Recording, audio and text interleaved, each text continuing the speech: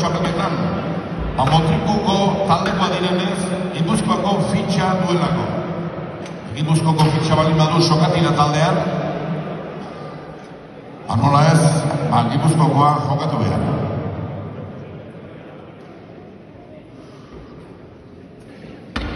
Bueno, minutu terdi.